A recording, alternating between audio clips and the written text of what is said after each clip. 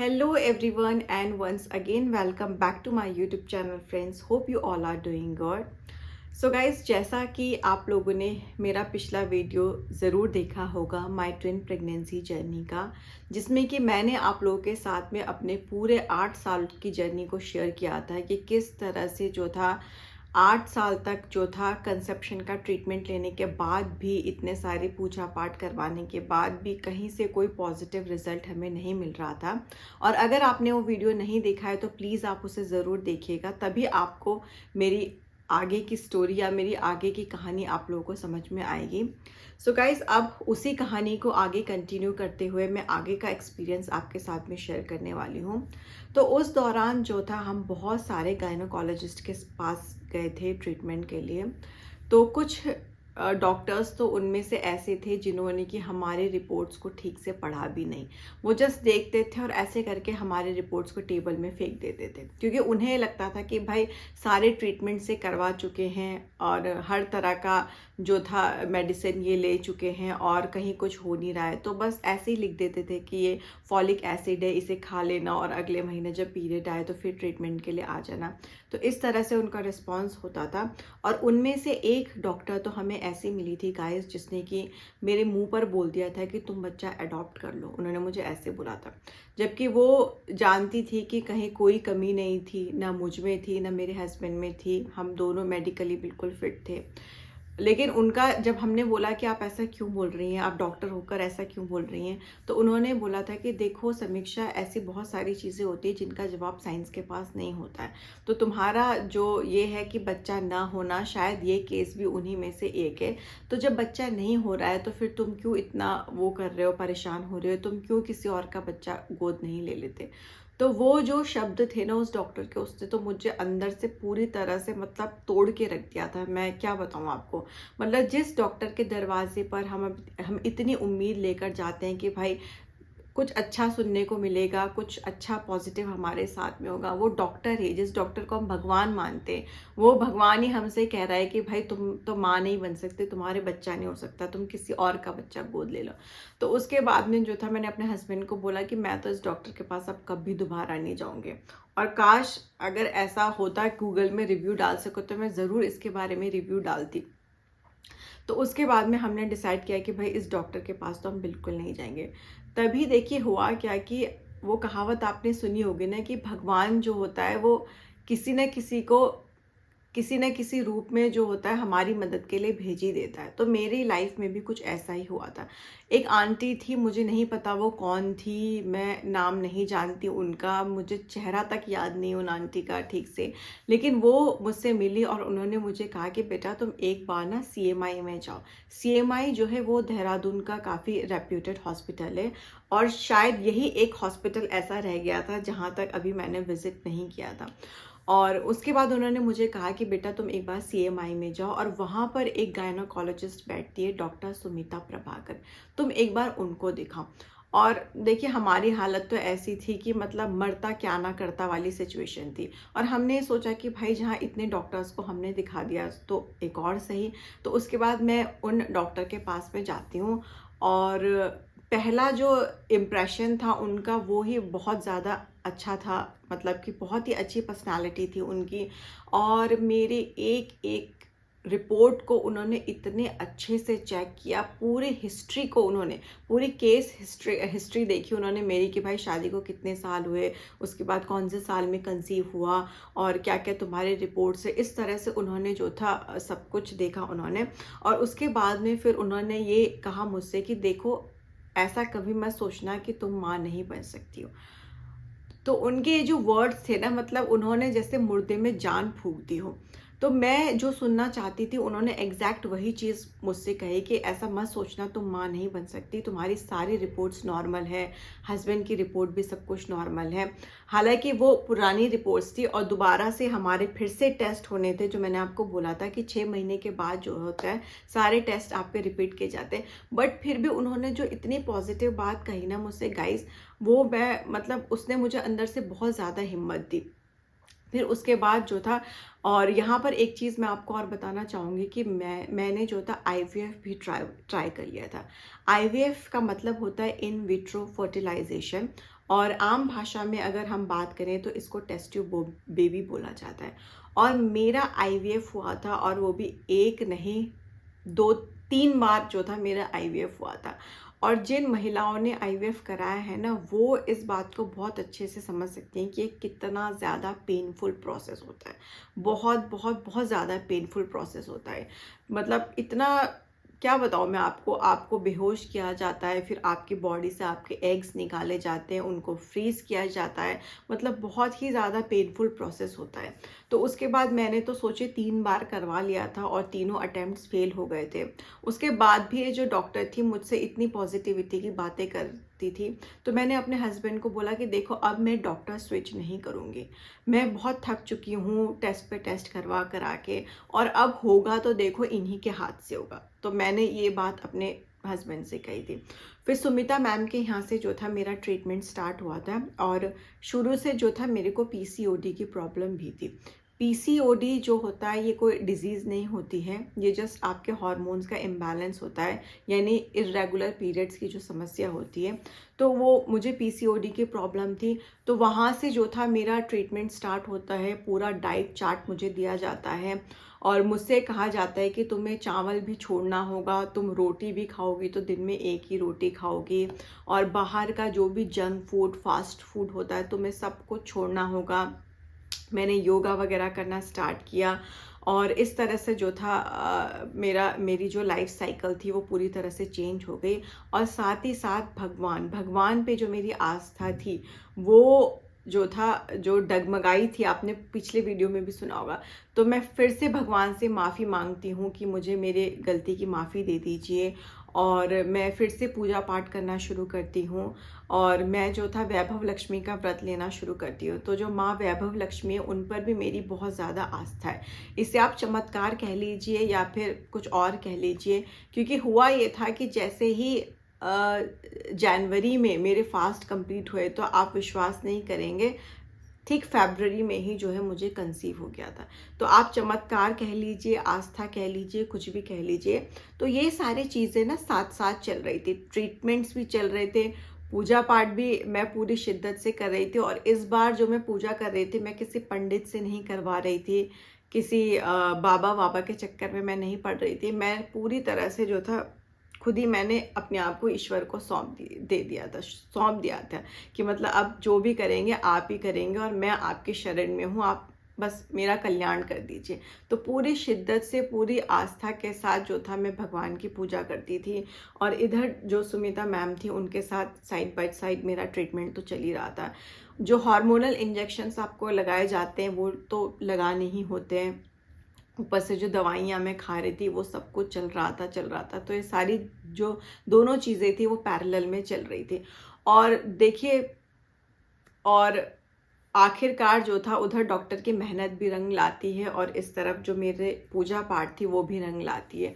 और फिर 7 फरवरी वो दिन था जब मैंने अपना प्रेगनेंसी टेस्ट किया था, क्योंकि मुझे पीरियड्स मिस हो गए थे।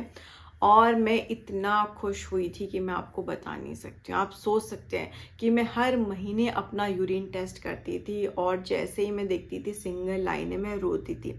मेरी हर महीने की यही कहानी थी, प्रेगनेंसी किट लाना है, फिर प्रेगनेंसी टेस्ट करना है, और नेगेटिव आता है तो फिर बाथरूम में बैठकर रोना है। मतलब ये सारी चीज़ें तो शायद मैंने अपने हस्बैंड से भी कभी शेयर नहीं की थी। उनके उठने से पहले ही सुबह मैं उठ जाती थी, उनको बताती भी नहीं थी, किट भी मैं खुद ही खरीद के लाती थी हर महीने।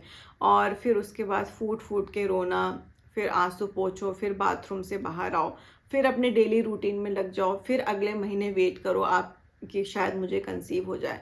तो ये मेरे हर महीने की कहानी थी, रोना धोना।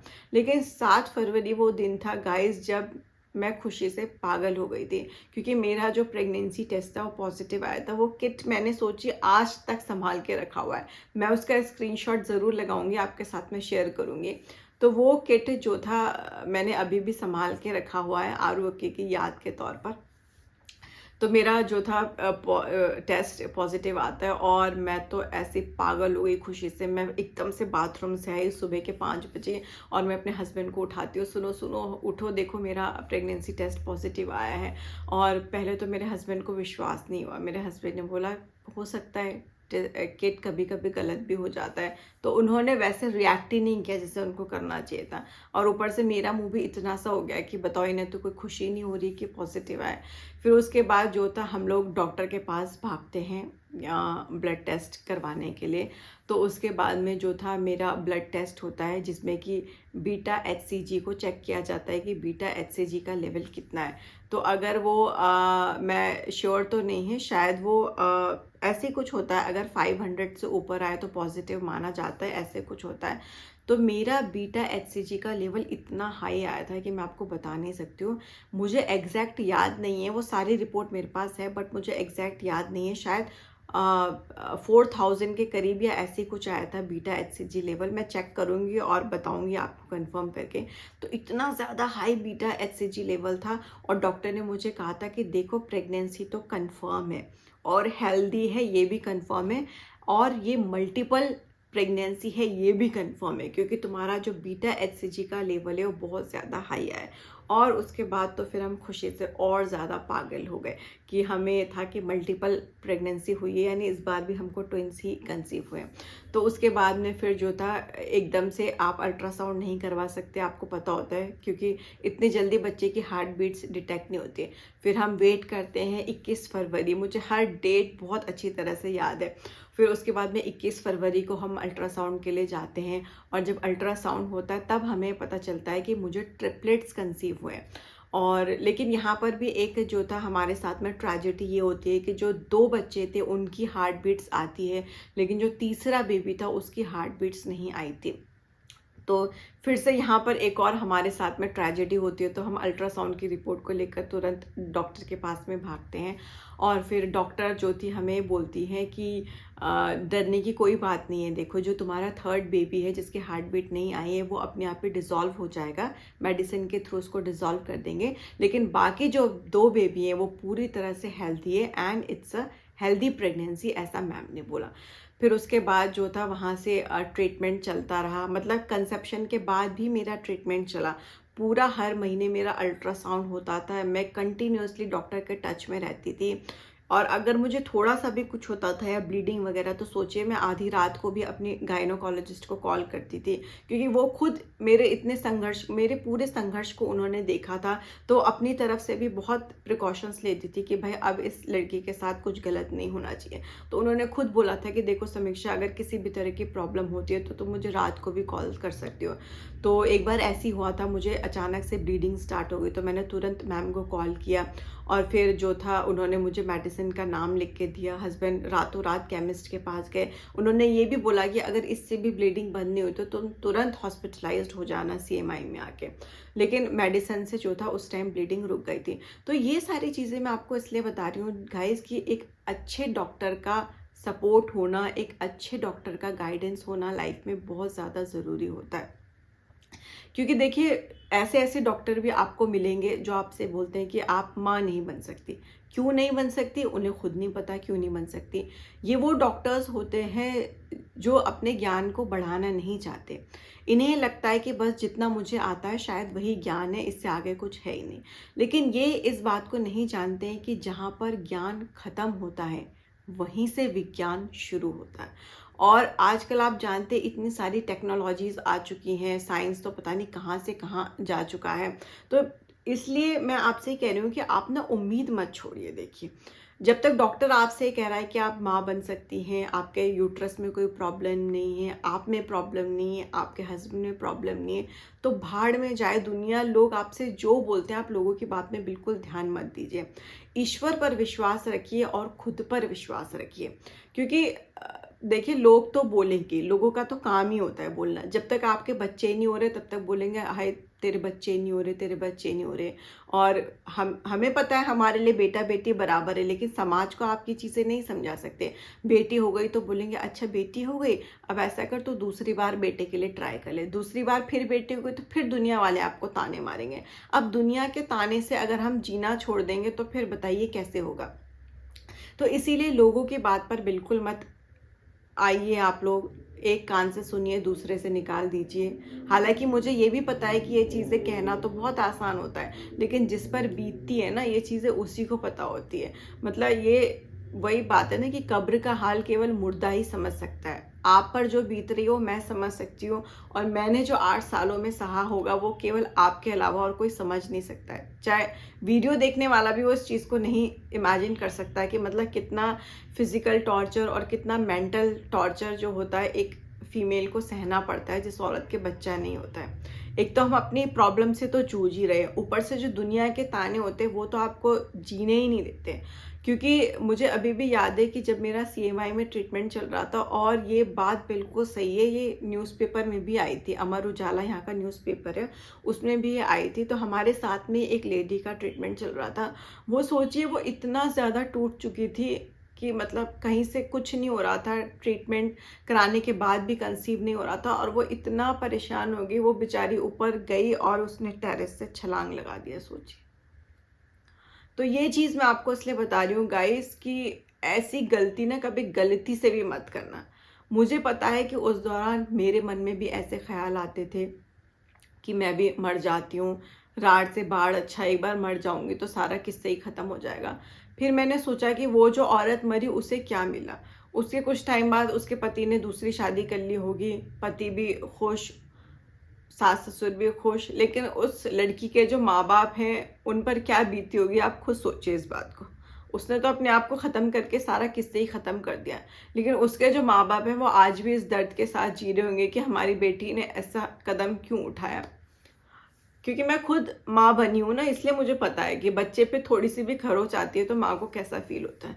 तो ऐसी गलती आप कभी गलती से भी मत कीजिएगा, और ईश्वर पर आप पूरा भरोसा रखिए। आप ये मत सोचिएगा कि चमत्कार नहीं होते, चमत्कार होते हैं, लेकिन चमत्कार भी उन्हीं लोगों के साथ होते हैं जो लोग निरंतर प्रयास करते हैं। तो कोशिश करना आपको कभी नहीं छोड़ना है, और ईश्वर पर पूरा भरोसा रखिए। जिस भी अल्लाह को मानते हो, जिस भी भगवान को मानते हो, उस पर पूरा भरोसा रखिए, और कभी किसी का बुरा मत कीजिए। हमें ऐसा लगता है कि हमें ईश्वर नहीं देख रहा है, हमें कोई नहीं देख रहा है, हम जो चाहें वो कर सकते हैं, लेकिन ऐसा नहीं होता है। कोई है ऊपर, कोई ऐसी शक्ति ज़रूर बैठी है जो हमें देख रही है। हम अच्छा कर रहे हैं वो उसको भी देख रही है, हम बुरे कर्म कर रहे हैं उसको भी देख रही है, और फिर देर सवेर ही सही उस हिसाब से ही आपको फल ज़रूर मिलता है। अब मैं ये चीज़ें इसलिए बोल पा रही हूँ क्योंकि बोलते हैं ना, अंत भला तो सब भला। अभी मेरे साथ सब ठीक हो गया है, तो ये चीज़ें मैं समझ पा रही हूँ, ऑब्जर्व कर पा रही हूँ कि वाकई में लोग बोलते थे, मैं कभी उनको पलट के जवाब नहीं देती थी, क्योंकि जाहिर सी बात है बोलने वाले सब मेरे से बड़े ही होते थे, तो कभी पलट के जवाब नहीं देती थी। ज़्यादा दुख हुआ तो चलो कोने में बैठ के रो लिया, इससे ज़्यादा आप क्या कर सकते हो। गुस्सा आता था बहुत, लेकिन कभी किसी के लिए मुंह से अपशब्द मैंने कभी नहीं निकाले, ना पहले निकाले, ना आज तक मैंने कभी किसी के लिए मुंह से अपशब्द नहीं निकाले होंगे। तो वो चीज़ है कि मतलब ईश्वर पर भरोसा रखिए और कोशिश करते रहिए। भाग्य के भरोसे कभी मत रहिए। ये मत सोचिए कि यार मेरे भाग्य में होगा तो मुझे मिल ही जाएगा। माना कि भाग्य में लिखा ज़रूर मिलता है, लेकिन एक इंग्लिश में बहुत अच्छी कहावत है, वो मैं आपके साथ में शेयर करना चाहूँगी गाइस, कि our destiny is pre written but with the prayers it can be re written. इसका मतलब ये है कि हमारा जो भाग्य है वो पहले से ही लिखा जा चुका है, लेकिन हमारी दुआओं में इतनी ताकत होती है कि ईश्वर आपके भाग्य को दोबारा लिखने के लिए मजबूर हो जाता है। तो ये जो है इस कहावत का मतलब है। तो इस तरह से जो मोटिवेशनल लाइंस होती है, पॉजिटिव जो लाइंस होती है, वो भी कहीं ना कहीं अंदर से आपको बहुत ज़्यादा ताकत देती है। और दूसरी चीज़ ये कि अच्छे लोगों की संगत में रहिए। अच्छे लोगों की संगत में मतलब जो आपसे पॉजिटिव बातें करते हैं, ऐसे लोगों से दूर रहिए जो आपको बोलते हैं कि भाई उस बाबा के पास चली जा, उस तांत्रिक के पास चली जा। तो इस तरह से गलत रास्ता मत अपनाइए। आप सही रहिए, ईश्वर पर भरोसा रखिए, और देर सवेरी सही देखना, आपकी सारी की सारी मुराद जो है वो ज़रूर पूरी होगी। सो गाइज आज के लिए बस इतना ही कहना चाहूँगी, वरना अदरवाइज़ फिर से वीडियो बहुत लंबा हो जाएगा। बोलते बोलते मैं फ्लो में बहुत आगे निकल जाती हूँ, मुझे खुद भी पता नहीं चलता है। बाकी प्रेगनेंसी से रिगार्डिंग कोई भी प्रॉब्लम हो या किसी भी तरह का कोई सवाल आपके मन में हो तो बेझिझक आप मुझे कमेंट करके पूछ सकती हैं। और मेरी इंस्टाग्राम आईडी भी मैंने यहाँ पर दे रखी है, आप चाहे तो उस पे भी मुझसे क्वेश्चंस वगैरह पूछ सकती हैं। और मिलूँगी आपसे एक और बहुत ही अच्छे टॉपिक के साथ में guys. Till then bye bye and take care.